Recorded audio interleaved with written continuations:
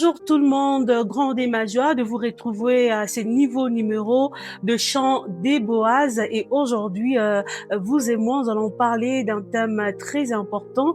Bien avant cela, je vais devoir recevoir mon invité du jour qui est Pasteur Nancy Chiweb. Bonjour Pasteur et bienvenue. Bonjour Maman Marie, bonjour à tous ceux-là qui nous suivent. C'est un plaisir de retourner sur Oui. ce plateau. Vous allez très bien? Ça va, le Seigneur prend soin de nous. En tout cas, c'est pour moi un réel plaisir de vous recevoir encore une fois de Ce plus. plaisir est partagé. Merci également à vous, mesdames et messieurs, de rester scotchés, de rester connectés à notre émission Chant des Boaz. Et aujourd'hui, nous allons parler d'un thème très important, très capital, parce que c'est un thème qui concerne tous, parce que quand on parle de la famille, on voit papa et maman, et bien avant qu'il y ait papa et maman, on voit tous les processus qui va avec. Il y a la dot, il y a le préparatif du mariage, et aujourd'hui, nous allons encore une fois parler sur comment préparer sa nuit de noces, mais cette fois-ci, ça sera du plan culturel. Mais autrefois, on a parlé sur le plan spirituel, comment on devrait préparer sa nuit de noces. Pasteur Nancy nous a fait voir qu'il y a vraiment des réalités spirituelles auxquelles on ne devrait pas faire abstraction, et surtout les jeunes ou les futurs conjoints qui se marient ou qui sont en préparatif du mariage, prenez soin de cela, tenez compte de cela, d'où elle nous a suggéré, nous vous avons suggéré de faire appel à un homme de Dieu, à un serviteur de Dieu, ou comme par exemple à votre pasteur, tout en sachant la réalité spirituelle de votre famille. Vous savez par exemple que dans votre famille, c'est les divorces qui va justement dans le mariage, il y a la stérilité, il y a des hommes qui sont irresponsables, indépendamment de leur volonté, et tout cela se retrouve justement au cours du mariage. En connaissance de cause, veillez tout simplement passer par la délivrance, par des prières, mais aussi elle a épinglé le point de l'homme ou de la femme qui a déjà connu le femme ou les hommes bien avant le mariage. Ça peut arriver sans pour autant que vous ne puissiez le souhaiter, mais bien avant d'entrer dans le mariage, aussi chercher un homme de Dieu qui peut vous imposer la main. Et là, je pense que dans plusieurs des églises, on exige la cure d'âme. Donc, il faut être sincère, ne cacher absolument rien, parce que ça va toujours vous rattraper d'une manière ou d'une autre. Donc, soyez-en conscients. Et aujourd'hui, nous parlons des comment préparer sa nuit de noces sur le plan spirituel, pas sur le plan spirituel, culturel, voilà. Et, comment s'y prendre lorsqu'on est une jeune femme chrétienne, maman Nancy? Déjà, je bénis le Seigneur pour la synthèse que vous venez de faire. Comme vous l'avez dit, nous avons parlé de la préparation spirituelle, nous avons parlé de la préparation émotionnelle, nous avons aussi un peu touché à la préparation physique, ce qui était important, mais il était aussi important qu'on passe à une préparation que l'Église et même les enfants de Dieu ont du mal à aborder. C'est la préparation culturelle. Il est temps qu'on en parle pour sauver des vies. Tout à fait. C'est très important. Et surtout, nous, en tant qu'Église, c'est quand même quelque chose d'important. Et donc, parlant de la préparation culturelle, il faut dire que chaque culture, comme au Congo, nous avons, tout dans ma culture, il y a il y a les Balubakat, il y a les Baluba du Kassa, il y a les Rumba, il y a les Bandembo, il y a tout ça là. Et dans chaque tribu, il y a une certaine façon de préparer la jeune femme ou le jeune homme au mariage. C'est vrai que beaucoup de choses sont tombées avec le temps, avec la mondialisation, mais il y a quand même des rites, des rituels qui sont encore à l'œuvre et qui continuent à travailler jusqu'aujourd'hui. Et maintenant, en tant qu'enfant de Dieu, en tant que chrétien, qu'est-ce que nous devons faire ou comment nous devons réagir face à ces choses-là? Et donc, si vous le permettez, je vais commencer avec cette préparation de la femme. Oui. Nous allons commencer avec ça parce que de toute façon, c'est elle qui a généralement le grand travail. Oui. Moi, je suis pas d'avis avec les femmes qui disent qu'il y a trop de poids sur nous. En fait, non, parce que quand Dieu a demandé à la femme de bâtir sa maison, c'est exactement de quoi elle est capable. C'est par rapport aux capacités et aux attentes que le Seigneur a placées dans la femme que nous attendons aussi tout ça de la femme. Et donc, mais l'homme aussi. Et donc, l'homme aussi il a aussi sa part, mais il faudra toujours conscientiser la femme qu'on ne se plaigne pas, c'est important. Et donc, nous allons commencer avec la femme. Moi, personnellement, comme je vous ai dit, je suis à 8 ans en fait, 8 ans de mariage parrainé. Et 8 mariages parrainés, je vous l'ai dit, bien que c'est 8 ans de mariage en même temps. Alors, j'ai vu des choses. Il y a des mariages que j'ai parrainés officiellement. Il y en a aussi que j'ai parrainé officieusement. Ça veut dire, j'ai encadré des jeunes gens, coupé béni. Je ne suis pas passée pour apparaître comme on le fait généralement. Mais Mina Bassaïdi, il y a tout avec les conseils, avec la prière et tout. Et dans ça, j'ai vu et rencontré beaucoup de réalités. Dans tout le monde a couillé, maman, j'étais en train de me préparer et tout. J'ai vu ma tante arriver. Surtout les tantes. Toi qui vous coûte. Oh, toi, vous allez permettre qu'on soit vraiment très ouverte pour nous permettre de comprendre des choses. En fait, ce sont des choses que nous avons vu nos parents peut-être gérer de manière secrète, mais c'est quand on est en train de grandir qu'on se rend compte que ni bien tobi quoi qu'on a fashika. Alors pour une jeune femme chrétienne comme ça, qui voit une tante venir avec ce genre de choses, comment on est censé réagir en tant qu'enfant des dieux? En fait, ce n'est pas toujours bien de réagir à chaud. Ce n'est pas toujours bien. Moi, j'ai dit souvent à mes enfants, tu n'as pas besoin d'insulter. Tu n'as pas besoin d'être désagréable. Tu n'as pas besoin de mal parler. Ah, tontine, bien. Ok, on explique un peu, on a expliqué. Ensuite, c'est ça mon rôle en tant que marraine. Maman, non, si j'ai eu ma tante, elle m'a dit ça. Et je leur dis, je ne connais pas tout. Mais je sais. Mais est-ce que c'est un péché d'utiliser ces choses? Par exemple, il y a Kivukutu, il y a Kulefusha, une jeune fille chrétienne. Un péché, je ne dirais pas ça, mais c'est quand même des portes que nous ouvrons au monde. Vous voyez tout au monde de ténèbres. Vous voyez, imasayo te basajet pour anza kubifanya. Anza kufuneka na ma rituel moya hivi. À chaque fois qu'on fera ça, c'est pour ça. À chaque fois qu'on fera ça, tel esprit va gérer la maison. Kutakuya kama ni Mungu fulani atengia munyumba. Vous voyez? Et si la jeune fille peut le faire elle-même, est-ce qu'elle va elle va également ouvrir une porte? Exactement. Comment ça, maman? Parce que ce sont des choses qui se faisaient déjà avec des rituels. Il m'habite à ma cérémonie déjà. Quand on est dans le diable est là, il est en train de revenir. Bon, supposons une jeune fille qui dit, bon, il est rien, il déjà mon pango, tu mets à chaque fois déjà comment on fait, elle met généralement on met ça dans la bouillie, elle met dans la bouillie et elle utilise et tout qu'on sort. Comment elle peut ouvrir une porte à l'ennemi? Parce que c'est elle-même qui a fait ça, mais aussi la Bible nous dit qu'une femme mariée s'intéresse aux choses du monde comparativement à celle qui est, à celle qui est célibataire. Quand je parle de Kufungula Milango Nukuse Manini Maman Marie, quand ça se faisait avant, il y a une différence au mon rituel. Donc, Birkuya comme on va dire, des parties prenantes d'un certain rituel. Et dès lors que vous allez prendre même un simple geste, il y a les rituels, vous avez ouvert une porte. C'est comme ça que vous avez même si la plante est dans votre parcelle. Et que vous priez pour ça, vous sanctifiez ça. On est enfant de Dieu. Vous sanctifiez, tout est sanctifié. De tout ça, c'est comme ça que la Bible est en train de dire, tout m'est permis, mais tout n'est pas inutile. C'est vrai, ça peut avoir aidé l'autre, mais est-ce que c'est important pour moi? Mais aussi, au-delà de tout ça, c'est comme ça que je donne des conseils, même par rapport à la vie sexuelle. Les gens qui vous parlent de cumulingus, qui vous parlent de tout ce qui va avec et tout. Moi, je dis, au-delà de tout ça, on est enfant de Dieu. Il y a des choses que le Seigneur nous convainc dans notre propre cœur.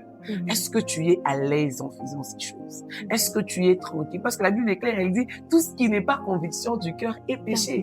Mais quand déjà ton cœur, comme pendant que tu es en train de faire, il faut fuchame, il faut que bantu bashikone, bon achiyo, on a besoin de tu sais qu'il y a quelque chose qui mais ne va pas. Mais il y a des hommes aussi, une fois j'ai entendu parler une dame disant que c'est son mari qui lui a proposé cela. Exactement. Non, c'est son mari qui a fait cette demande. Est-ce que tu peux faire ça? Exactement. Oui. En fait, comment une jeune femme chrétienne peut aussi réagir face à cela? Ce n'est pas tout ce que nos maris nous demandent qui est généralement bon. Satisfaire, je sais pas, mon fantasme les hommes parlent beaucoup, les hommes parlent beaucoup. Mais comme je l'ai dit, on n'a toujours pas besoin d'être désagréable pour montrer sa position. Ah, donc tu as vu ça, tu as appris ça. Chérie, moi je ne connais pas. Donne-moi le temps, je voudrais apprendre. Entre en prière, c'est pour ça qu'on est enfant de Dieu. Seigneur, qu'est-ce que tu en penses? Demande conseil, par exemple, quand vous savez que vous avez une bonne marraine. Maman, on a une famille, et le Seigneur vous donnera toujours issu à sortir Fulani. On n'a pas toujours besoin de faire ce que les autres font. Oui. Pourquoi on est enfant de Dieu si on doit se conformer à tout ce que le monde est en train de faire? Et là, je pourrais aussi ajouter quelque chose à cette jeune fille que nous écoute en ce moment, parce que en faisant trop des histoires, soit en mettant trop des choses dans la cavité vaginale, ça peut aussi créer tout simplement de maladies à la longue, des infections, même des cancers. Des maladies. En fait, on devient même dépendant. Parce que quand tu n'utilises pas, tu n'es pas à la hauteur. Et monsieur qui était habitué à te sentir à un certain niveau, tu penses qu'il va rester. C'est comme ça que nous avons... vous savez, nous avons poussé nos maris dehors par moment, avec des pratiques que nous n'avons pas contrôlées. Parce qu'on a mais au-delà de tout ça, moi j'ai vu, je crois que c'est à la clinique chez Camille de Lubumbashi, un médecin qui nous parlait, nous disait, il y a pour les fouches.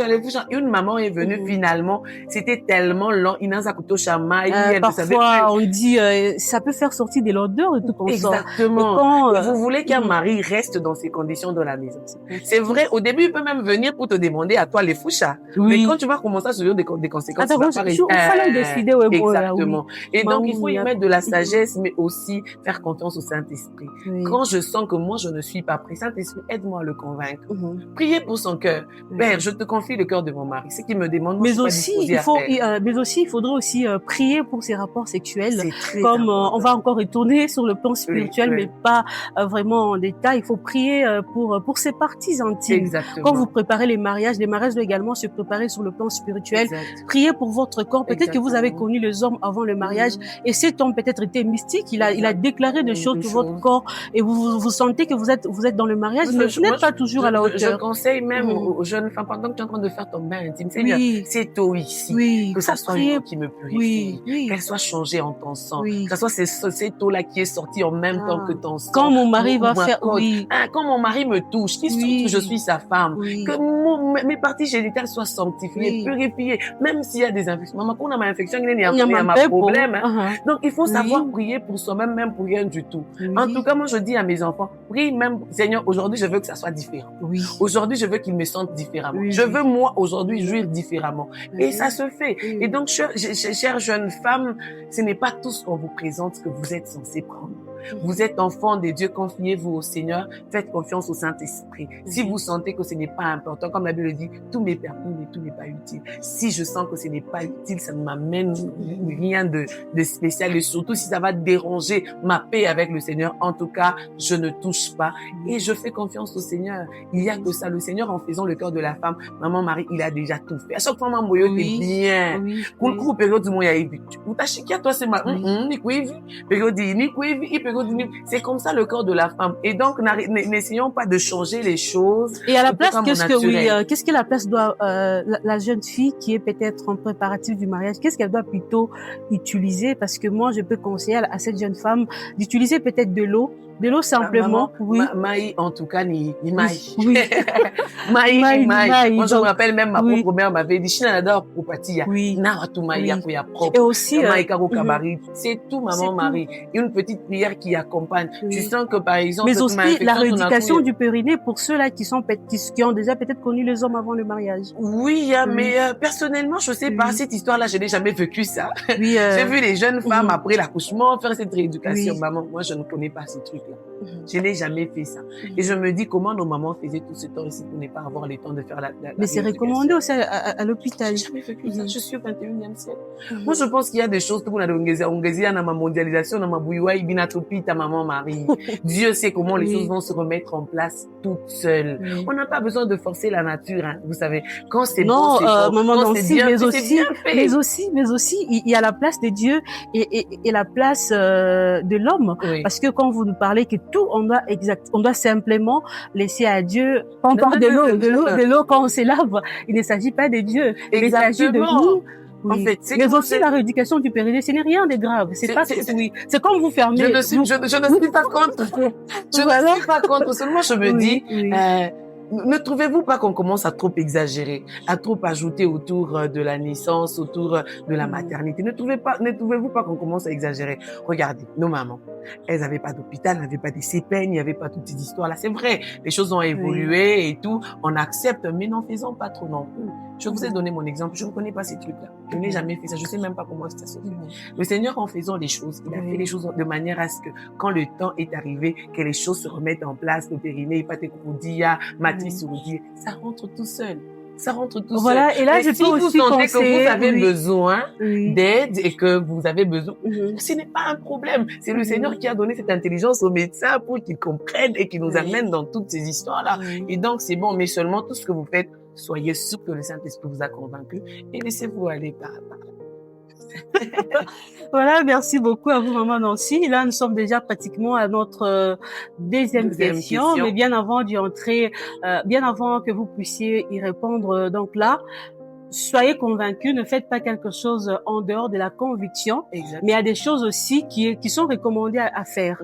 Parce que là, quand je parle de la rééducation du périnée, je vois une jeune fille qui a peut-être connu les hommes avant le mariage, et on lui dit que non, voilà, tu peux te rétrécir et tout consort. Mais j'aimerais aussi dire une chose à cette jeune fille, que si Dieu est capable qu'un enfant ou un bébé de 5 kilos ressort de l'utérus et tout consort, oui, mais juste après, c'est une affaire de 5 minutes, même pas 5 minutes pour être trop.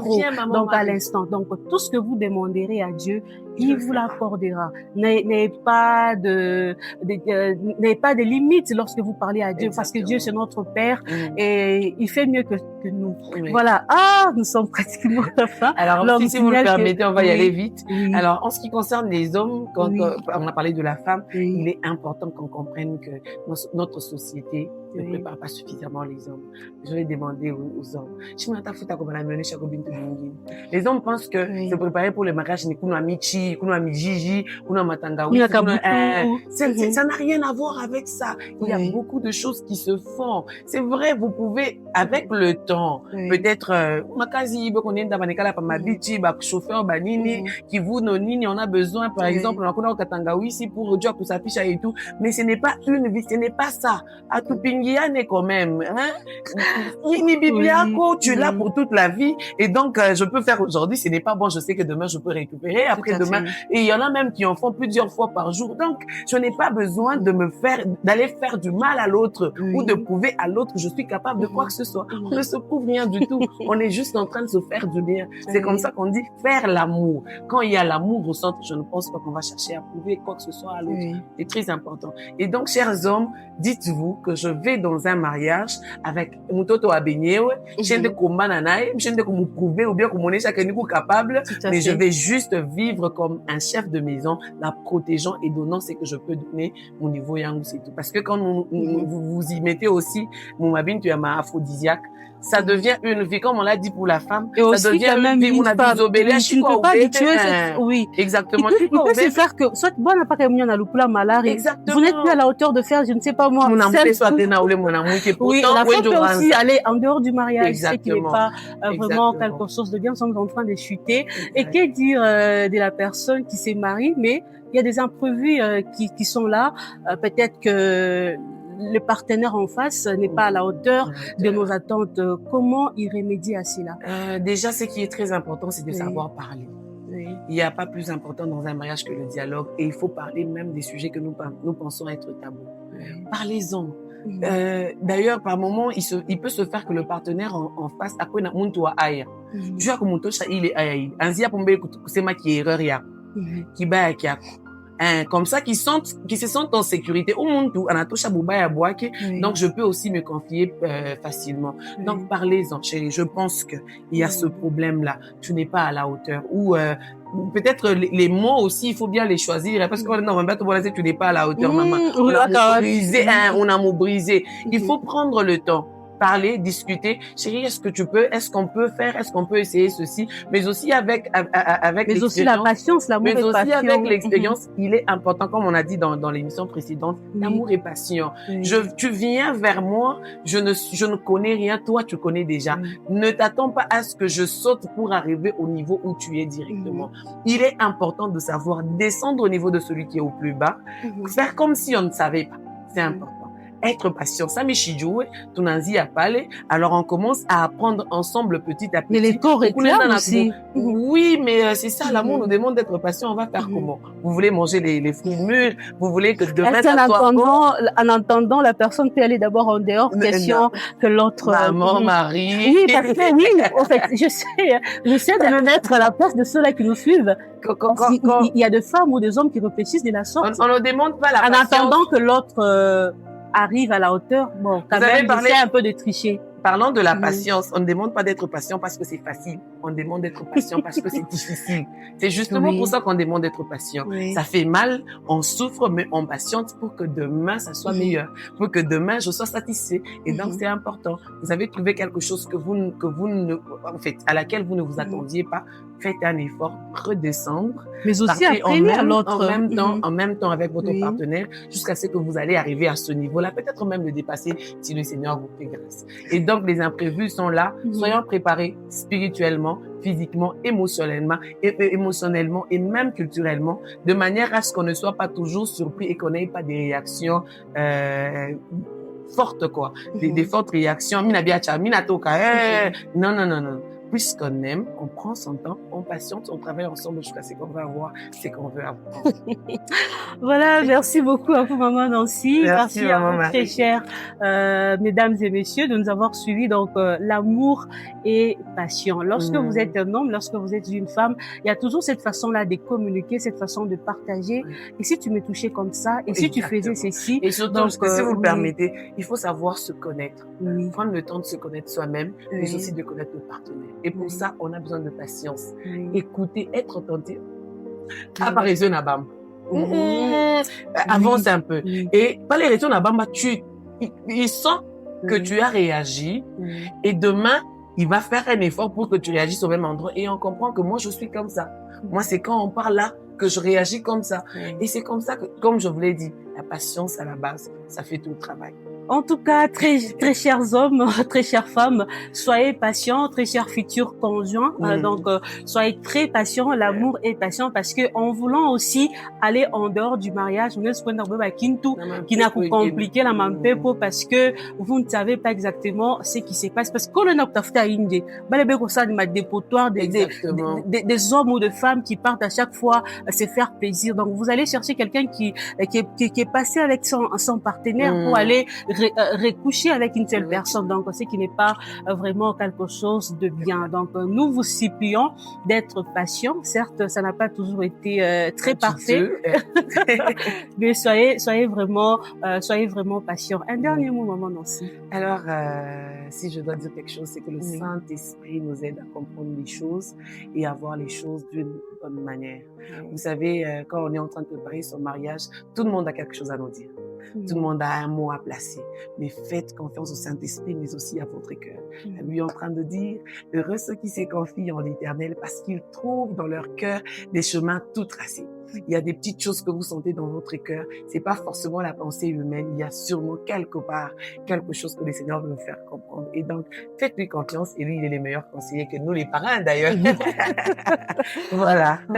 En tout cas, merci beaucoup à vous, mesdames et messieurs. Et là, j'en profite aussi pour faire appel à tous ceux-là, bien qu'étant jeunes, bien qu'étant en préparatif du mariage, mais vous n'avez jamais donné votre vie au Seigneur. C'est aujourd'hui une occasion pour vous, une opportunité que vous ne pouvez pas laisser passer. Ouvrez votre cœur et Christ entrera, il soupera avec vous. Et d'ailleurs, le mariage est une institution divine. Pour bien le gérer, je pense qu'il nous faut avoir Dieu comme chef suprême. Et après le mari et ensuite la femme. Venez à Jésus et vous ne serez au grand jamais déçus. Je ne vous promets pas que vous aurez le mariage. Je ne vous promets pas non plus que vous aurez du travail, que tout sera rose. Non, mais venez à Jésus car c'est la meilleure vie qu'on peut avoir sur terre parce que après cette vie, il y a une autre vie qui nous attend. Voilà, Maman Nancy, pourriez-vous prier pour ce jeune frère ou ces jeunes filles qui sont vraiment en désespoir aussi. Mais aussi ceux-là qui se préparent. Seigneur, vois ces cœurs en désespoir. C'est toi notre espérance, oh Dieu. Tu sais comment et de quelle manière combler ce désespoir dans le cœur de ma sœur et de mon frère. Je te prie de faire le nécessaire. Fais le Saint-Esprit pour la gloire de ton nom. Mais en même temps, je voudrais prier pour ces jeunes gens qui se préparent pour le mariage. Saint-Esprit, la Bible déclare que quand tu serais venu, tu nous apprendrais toutes choses. En fait, il n'est pas question de certaines, mais de toutes choses. Et je suis en train de prier que tu sois le meilleur enseignant, que tu sois le meilleur parrain pour ces jeunes gens qui nous suivent et qui veulent embrasser cette vie de mariage. Apprends-leur ce qu'il faut, Emmanuel. Mets à leur disposition les connaissances qu'il faut et fais en sorte que, Père, ta connaissance soit la leur pour que leur mariage soit une réussite. Parce que nous sommes conscients qu'un mariage réussi, c'est aussi une vie réussie. Merci parce que tu vas le faire et que tu vas aussi toucher le cœur de ceux-là qui ne te connaissent pas encore par ce message pour qu'ils se donnent à toi et qu'ils viennent bénéficier de la bonne et merveilleuse vie que toi, tu es en mesure de donner. C'est en ton nom, Seigneur, que nous prions et que nous disons Amen. Amen. Merci de nous avoir suivis. Nous vous disons au revoir et à très prochainement. À bientôt.